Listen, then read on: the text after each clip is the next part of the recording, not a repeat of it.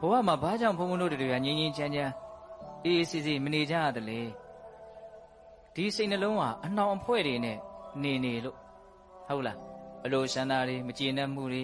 မတိမှုတွေဒါတွေအနှောင်အဖွဲ့တွေရဲ့ခေါင်းဆောင်ကြီးတွေပဲလေတခုကိုဘုံဘုံတို့လိုချင်နေတယ်တောင်းတနေတယ်ဆိုရင်စိတ်ကမလွတ်လပ်တော့ဘူးလောဘနှောင်ဖွဲ့ထားတယ်လိုချင်မှုကြီးရင်ကြီးတော့ဒီစိတ်ကလှုပ်ကိုလှုပ်မရဘူးဟုတ်လားဟာမကျေနပ်မှုကြီးရင်ရောအနှောင်ဖွဲ့ပဲနော်ခဏခဏတတိရတယ်မုန်းတဲ့လူတွေကိုဟုတ်လားဒီမကျေနပ်တဲ့စိတ်နဲ့ကြိမ်ဖန်များစွာတွေးတယ်စိတ်ကမကျေနပ်မှုတွေမှာပဲမြုပ်နေဟုတ်လားအဲ့လိုပဲမတိမှုတိအောင်လည်းမကြိုးစားဘူးဒီလိုပဲဘုရုဘွားရနဲ့ပဲနေနေတာသူလည်းပဲပါလို့အနှောင်ဖွဲ့တစ်မျိုးပဲ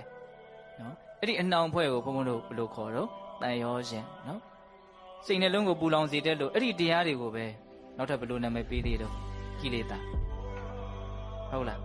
စိတ်ကိုမလွတ်လပ်အောင်နှောင်ဖွဲ့ထားတဲ့လို့တန်ရောစဉ်လို့ခေါ်တယ်စိတ်ကိုပူလောင်အောင်ရှုမြိုက်တဲ့လို့ကိလေသာလို့လည်းခေါ်တယ်ဟုတ်လားစိတ်ကိုအမှန်တရားကိုမမြင်အောင်ရှိအနေဖုံးကွယ်ထားတဲ့လို့နိဝရဏလို့လည်းခေါ်တယ်ရေလှိုင်းကြီးများလို့နော်တတ္တဝါကိုအပေလေးပုံတီအောင်ဆွဲပြီးတော့နှစ်တက်လို့အကျိုးမဲ့ပျက်စီးခြင်းဖြင့်ပျက်စီးအောင်ဆွဲပြီးတော့နှစ်တက်လို့ဩဃလို့လည်းခေါ်တယ်အယက်မှုသမားတယောက်လို့သဘာဝတရားတွေရဲ့အမှန်ကိုဘာမှမသိအောင်ဖုံးကွယ်ထားတဲ့လို့လှည့်စားထားတဲ့လို့အယက်နဲ့လည်းတူတယ်တဲ့မနေ့ကအဲ့ဒါကိုပြောစရာကောင်းတယ်မပြောခဲ့ရအောင်ဟုတ်လားမနေ့ကပဂတိအယက်ကြီးပဲပြောရင်းနဲ့အချိန်ကုန်သွားတာအာတဝအယက်ကိုမပြောခဲ့ရဘူးနော်တကယ်တမ်းကဒီကိလေသာတရားတွေကိုလည်းမြတ်စွာဘုရားအာတဝဆိုတဲ့နာမည်နဲ့မဟုတ်ဘူးလားလောဘရဲ့ဒိဋ္ဌိရဲ့မောဟရဲ့ဒီတရားသုံးမျိုးကိုမြတ်စွာဘုရားအာတဝလို့ခေါ်တာလေအာတဝဆိုတာဘာလို့အယက်မူသမားမှအမှန်မသိတာမဟုတ်ဘူးသူကတော့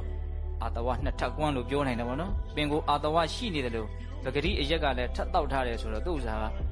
အမှန်ကိုမြင်နိုင်ကြအကြောင်းကိုသိပြီးတော့မရှိတော့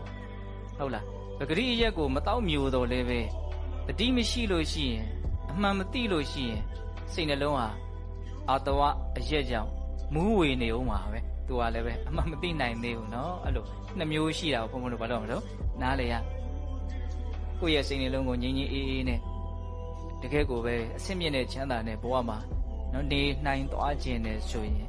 ဘုန်းဘုန်းတို့ဟာအပမဒလိုအပ်ချက်ကိုဖြည့်ဆည်းပေးဖို့လိုတယ်အပမဒလိုအပ်ချက်ကိုဖြည့်ဆည်းမပေးနိုင်ဘူးဆိုရင်ကိုလိုလားတောင်းတတဲ့အဆင့်မြင့်တဲ့ငြိမ်းအေးတဲ့ချမ်းသာတဲ့ဘဝမှာ